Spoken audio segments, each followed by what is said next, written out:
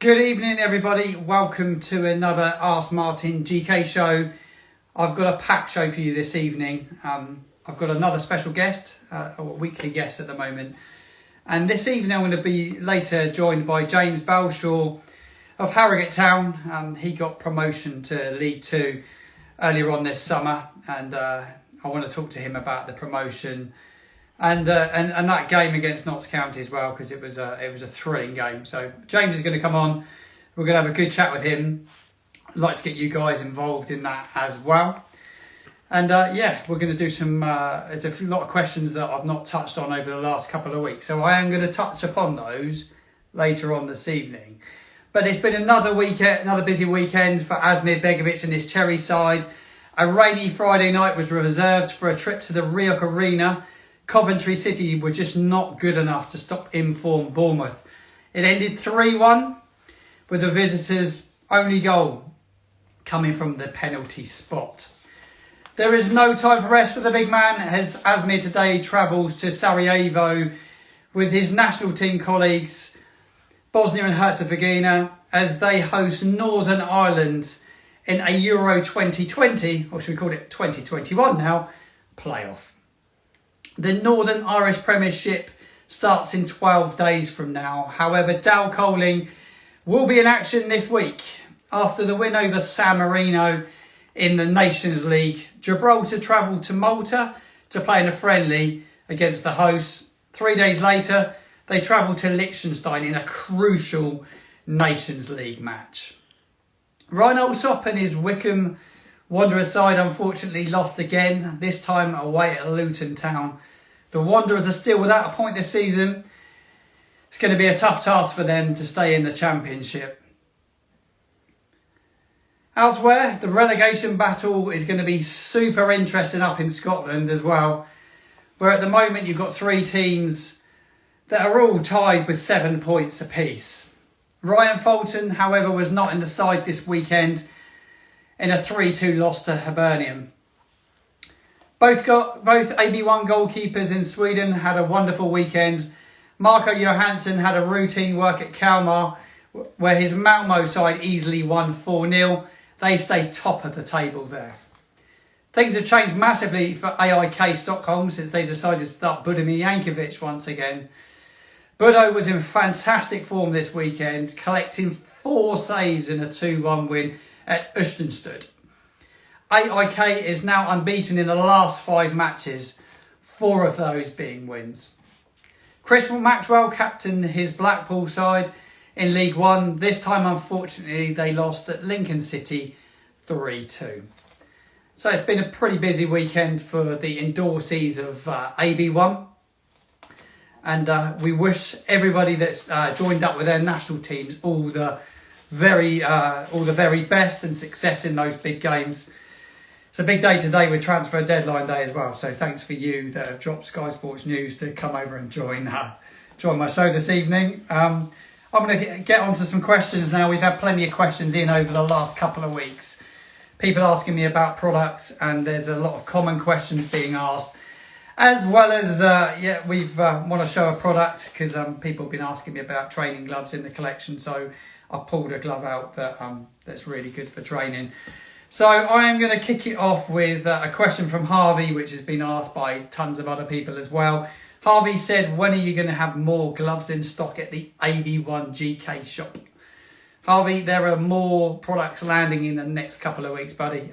We've got pretty much everything re-arriving. Everything from Uno is going to be back in stock, and also the Indici range, including Galactico and Nero. So stay tuned. That's all going to be back in stock. So that answers Harvey's question there.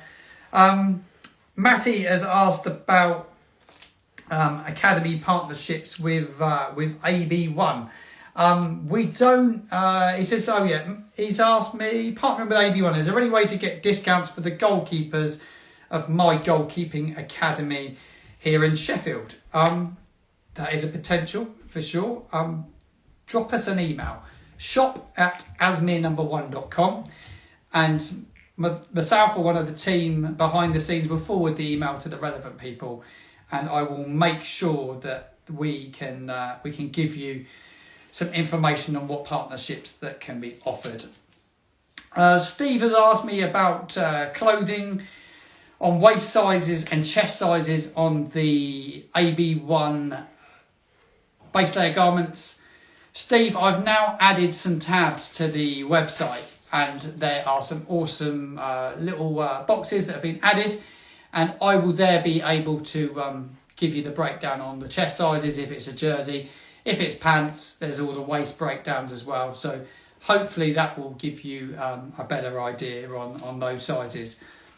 I've also had quite a few questions coming in. Everybody's stepping up training now right across the UK and Europe. Games are coming thick and fast. Gloves are wearing more now than ever, just through the amount of use that they're getting. And it's commonly asked, what gloves should I be using for training? Do I use my match gloves? Do I want to be buying a separate pair of training gloves? It's a very good question. A lot of players at the top level will use their match gloves for one training session. There may be 3-4 matches, and they're pushing down through to training. But I also know a lot of other goalkeepers in the game where they will buy a separate pair of training gloves, and those training gloves are just for training only. Close to the match quality, but a little bit cheaper. I know a lot of us have really expensive choices when it comes to match gloves, so it's really important to pull out a pair of training gloves. So what I've done today is I've pulled out a glove called Hex Retro from the AB1 glove range. It's from the Undici collection, and the Hex Retro is an awesome glove, and I'm going to give you a little bit of a lowdown on how they fit and how they feel. And then I'm going to, once we finish up with that, James Belshaw is going to join us in around 10 minutes time. So we're going to have a really good look at two gloves that I've actually picked up for training, the Hex Retro and also a roll finger glove. And then we will have James Belshaw joining us here on the show. So if you're watching not here on Instagram, if you're watching on another platform, you may be watching on my private platform or across YouTube, make sure you jump over to the AB1GK Instagram page, where I will be live with James Belshaw, and you'll hopefully be able to get involved in that, and I will get you guys interacting as well. Send me some questions in for James as they go. I'm going to do these two gloves now, and if you want to jump any questions on, I will do a little live section in the show where I can answer some of your product questions and any other questions that you may have about AB1GK. Let's take a look at the gloves. We will look at Hex Retro and the roll finger. I'm just going to grab those. And we'll start off with the all-new Hex Retro, which is a fantastic glove. It's called the Undici Academia Hex Retro. I've pulled out my size in these. They're a size 8 that I've got this evening to try, and I always go with a size 8 in my goalkeeper gloves. And the reason I've said that this is a good glove for training is for a few reasons.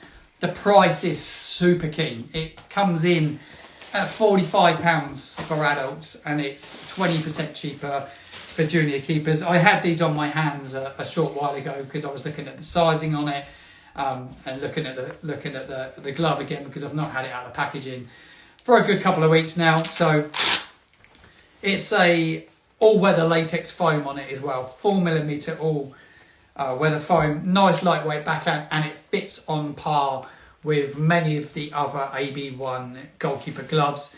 It's perfect in terms of build and quality for match as well as training. Got your pull loop. I've done the preview on this before, just in case those guys that are tuning in that have not seen it.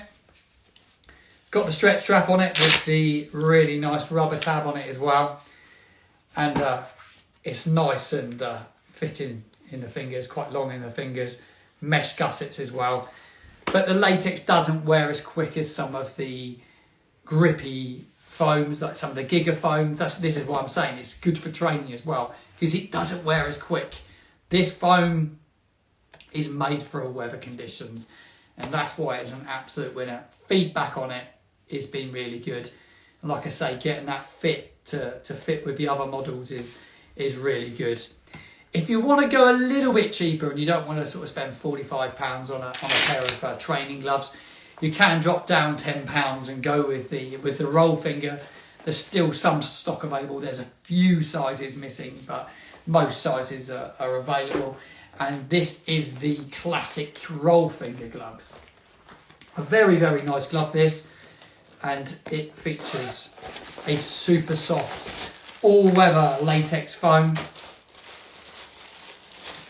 Just going to grab these out of the bag, and it is an all-weather glove, and it's ideal for training in. It's a match glove as well. It's worn by Chris Maxwell. He actually wears this in matches in the Football League, you know. So this is a top draw glove. It's worn by goalkeepers playing at the highest standard. Mesh body on it, roll finger palm. Like I say, all weather latex as well. I've had a question come in. What kind of latex? Yeah, so this one's super soft. On the Hex Retro that I just had was an NB latex, like a new basic they would call it. So it's a cheaper foam. Again, both are all weather. There's just slightly thicker padding in these roll finger, but they're phenomenal gloves. Just gonna have a look at some of your. I've already got. Someone said they've gone through 2 pairs. Which ones were you talking about when you said you've gone through 2 pairs? What surfaces are you also using them on? The Hex Retro. Let's have a quick look. There's quite a few questions coming in here actually. Will a winter training pair be coming out? Note that there isn't anything specific for winter.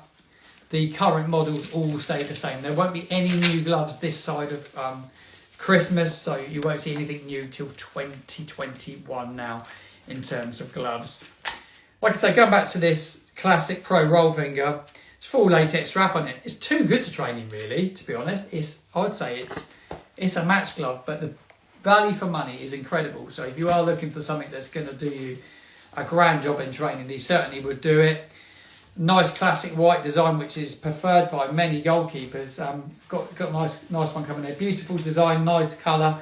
Yeah, it does go down very, very well indeed.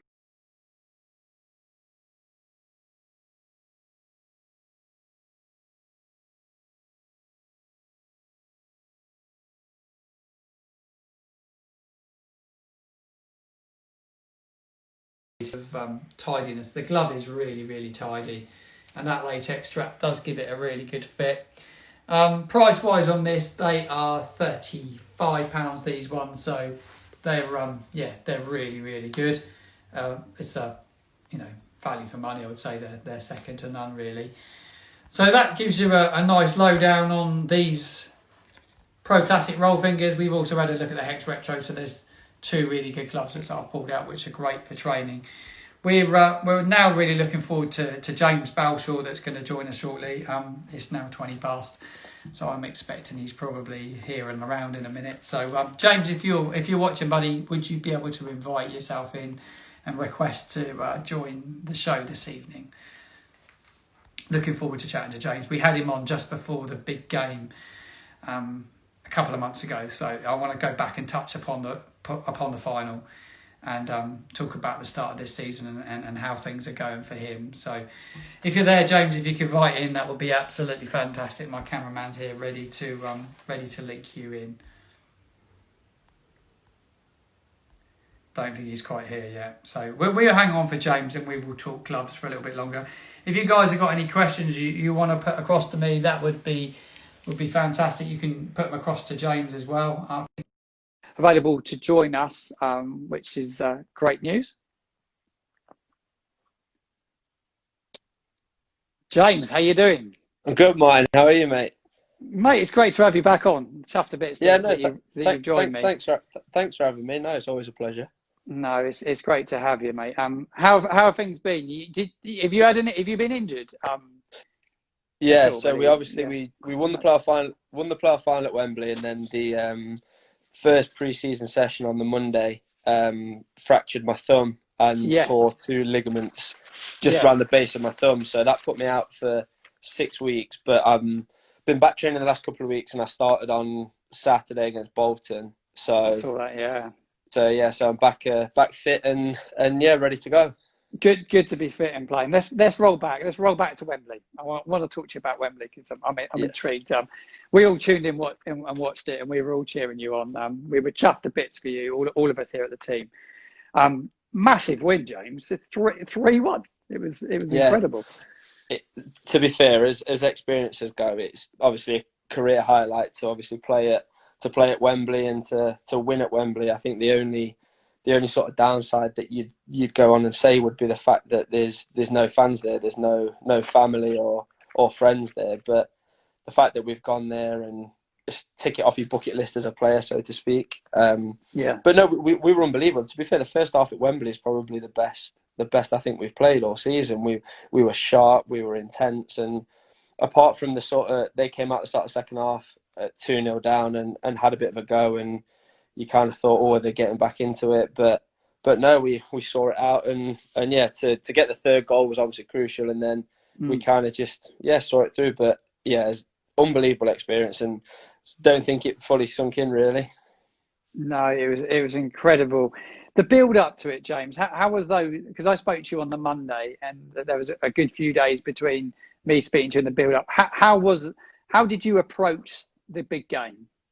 Well, we had did a lot of in-depth work on Notts County, but I think the thing with Wembley is you don't know what it's going to do to people's mindsets. So it's almost like tactical approaches kind of go out the window. We focused on what we're good at, which is high energy, intense pressing, and yeah, really focused on that leading up to it. But you can't really prepare for it. We travelled down the day before, and usually I think the day before you're allowed to go around it, but with COVID and with the FA Cup final was the night before, so we stayed in the Hilton just opposite Wembley, so you could see the arch and see the ground. And so the first time we went in was actually at 1:00, so sort of hour before you warm up. So you sort of walk in and you just keep looking. It's quite a special feeling to walk around, but to actually play, it was quite eerie because everything echoes, because obviously there's no one in there.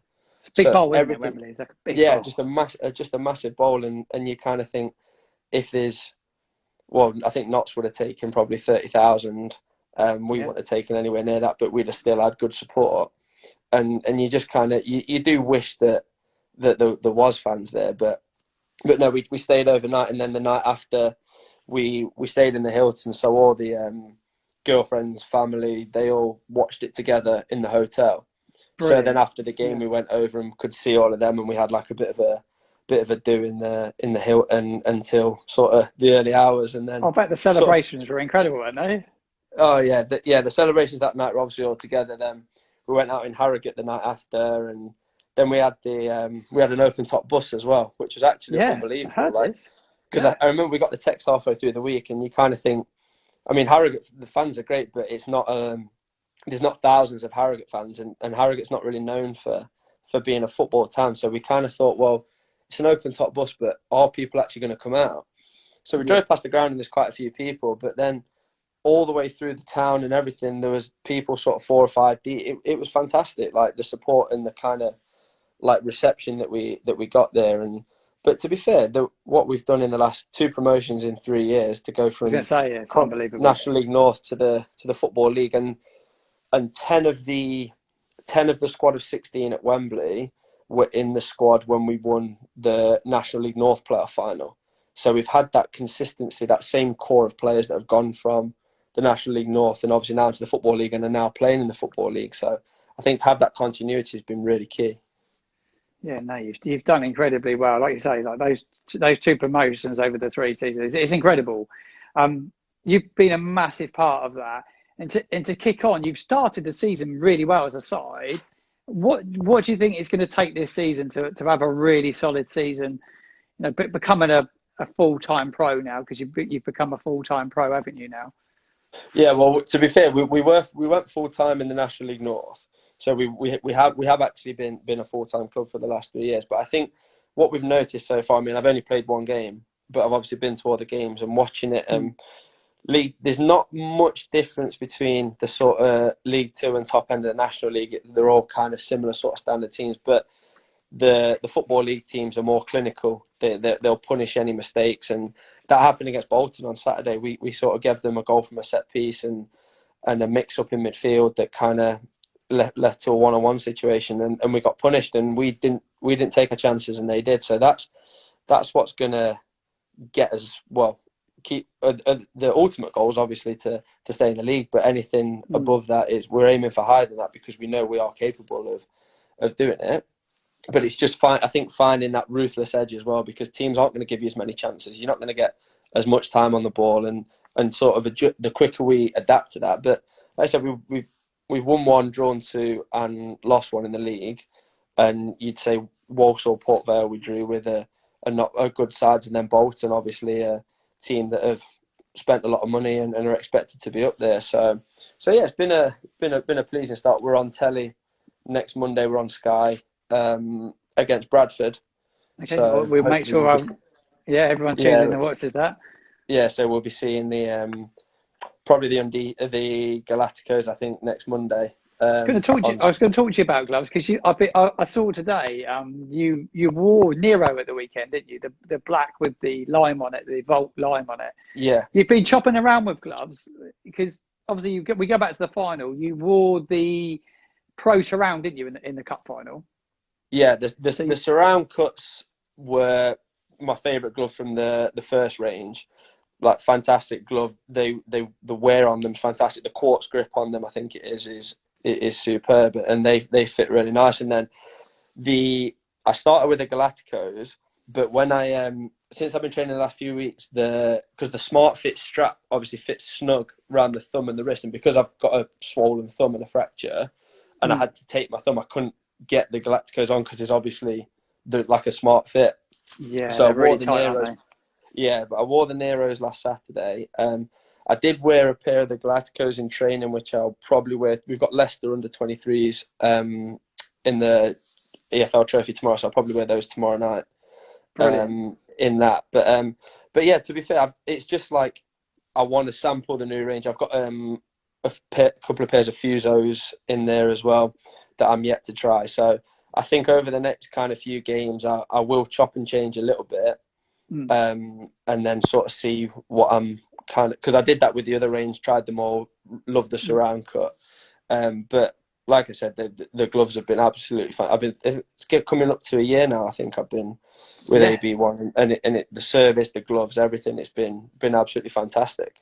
Thank you, James. It's great to hear. I sent you some Fusos the other day. I think the reason behind it sending them to you because the entry is probably easier when you've got injuries. So anyone out there that does have finger injuries and thumb injuries, it's almost easier to get into the wrist strap, isn't it? Yeah, because it's got the the strap goes under, and it's, like I said, it is easier to get them on. So like I said, I haven't tried those yet. I'll probably wear a pair of those in training over the next kind of week or so. And like I said, the Nero's been fantastic. They've worn really well. And we train in Leeds on a 3G surface. So I'm training on 3G, and obviously we played on 3G at Harrogate last year, and I never had a problem with wear or splits in the fingers or anything. The gloves have been fantastic. Yeah, it's good to hear. I think like the 3G pitches, a lot of goalkeepers do have gloves that tear up quicker, but that quartz foam seems to perform quite well, better than a super soft or a giga foam on a 3G, doesn't it? Yeah, the Surround cuts. I remember the very first sample pair when I met Sando. We got a pair of Surround cuts, and I wore them, and I think I was wearing them for about a month and a half on 3G in training, and before that you'd probably be wearing a pair of gloves. You'd be going through a pair of gloves every 2 weeks on 3G because it does cut into them. That's what 3G does, and the Surround cuts. They were fine. Obviously, I wore them at Wembley. I've got my they're upstairs. They're going to frame them and all of that stuff with the Wembley shirt and the medal in that. So, because obviously you guys did me the printing on them, which was fantastic. So yeah, they special that special idea, didn't we? So yeah, definitely. But fantastic. Yeah, it's great to hear. Thank you. You must be excited now just to get back playing again and sort of like cement your number one spot again. Big game tomorrow night. Is it tomorrow night you play Leicester under 23s? Yeah, play Leicester under 23s, and I think it was kind of a bit of a downer, really, obviously, when I got injured, because it was only 2 weeks after Wembley. We pretty much went straight back in. And you've got the euphoria of Wembley, like the promotion. And then first session, it was a shot from a couple of yards away. And as a keeper, keepers will know you get knocks on your fingers all the time. But this felt different, and went for an X-ray and obviously fractured and tore the ligaments. They thought I needed an op, but luckily I didn't, and it's healed pretty good now. But How yeah, I quick's your just healing time been? 6 weeks. That's pretty good, isn't it? So yeah, it was good because they thought initially I'd torn the ligament off the bone, which would have needed an op, and that would have put me out till after Christmas, so that would have been awful. But the ligaments, it's not a full tear, it's like a partial tear just on the side, but that's all healed now. I've seen the specialist and he's cleared me to play. But yeah, now because I've played every game for 3 years, and then to go from that to sort of being on the sidelines was tough. And obviously there was a lot of excitement with the club, a lot of publicity and that. And you kind of feel you're just itching to get out there. And obviously Saturday was special to be back in the side. And then, like I said, big game tomorrow against Leicester under 23s. They'll be a good side. They'll give us a good test. Obviously, they'll be very talented players. Whereabouts is the game tomorrow? Is it your place tomorrow at home? Well, we're playing at Doncaster at the minute at the Keepmoat because they had to rip up our 3G pitch. I remember you saying, yeah. Yeah, so they're laying the grass pitch, so that's going to be ready. We play Barrow at home on the 17th of October.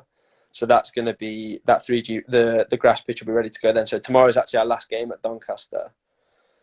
But yeah, now I just want to get games in, and as many games as I can. And like I said, big game next Monday on Sky, and then just kick on from there. Because I think after that, it's literally Saturday, Tuesday, because obviously trying to cram a full season into like 8 months. How does training work when you got these games that are in such quick succession? How does training work around that? Does it all get changed? The intensity just drops slightly, or it varies. So today we trained this morning, and the lads that played Saturday, we did like a light warm up, bit of passing, small possession boxes, and then the lads that played went and did like head tennis and like active recovery. The lads that didn't play did a bit more of an intense possession. So that's the kind of way it works. The lads that are playing sort of, if it's Saturday, Tuesday, on a Monday, it'll just be like a cool down session. Lads that haven't played will do a little bit more, maybe a five-a-side or something.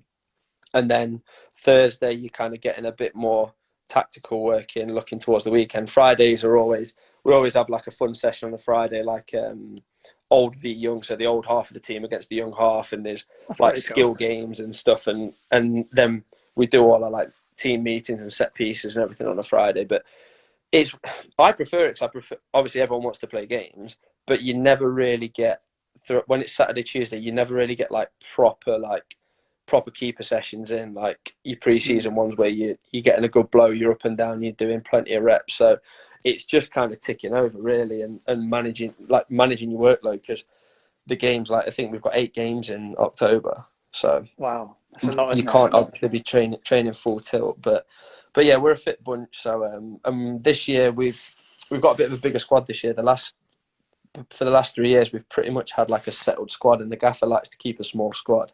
But now we've got options off the bench, so he is rotating it a bit more to kind of freshen it up and to keep people sharp. It sounds like a hectic few weeks ahead. Yeah. Will you manage to do any gym work in between that as well, or do you just really stick to your training on the pitch and sort of stay out the gym, or? I think that more depends on the individual, because if you're like me, I try to get sort of at least one gym session in a week.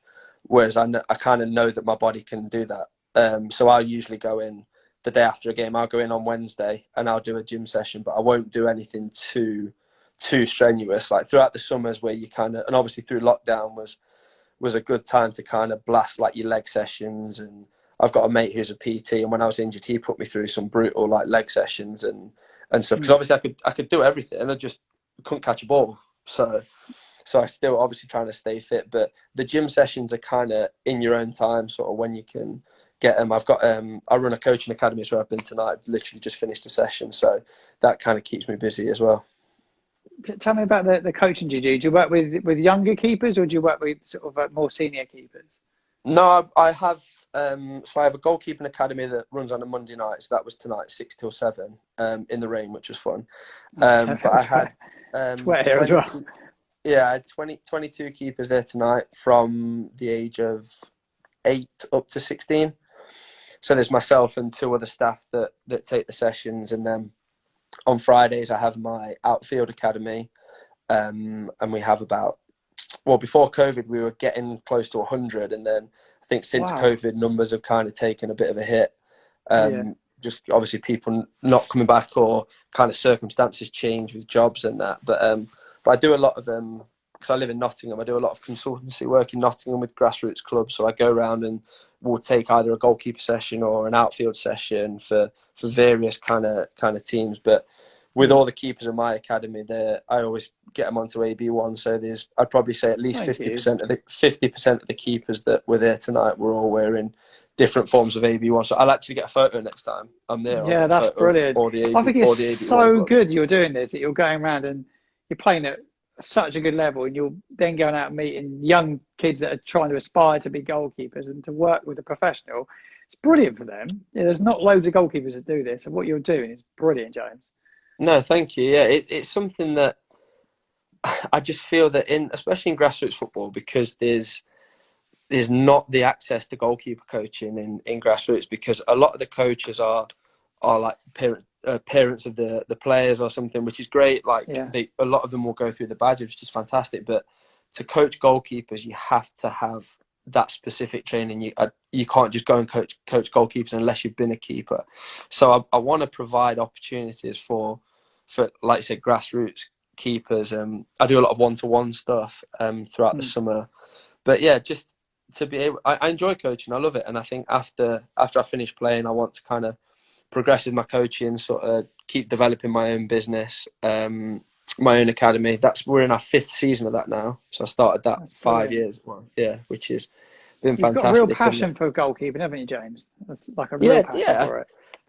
I think because I've been a keeper all my life, and you're immersed in it, and obviously still play to a good level. Like it's something that you want to sort of pass on. And I think if you're a goalkeeper and you've got that passion for coaching and you want to kind of give back, it's the most rewarding thing to do. And if you can do it for a job and kind of when you stop playing, or if God forbid you get an injury and you can't play or something happens, like you can still be around the game and you can still help people.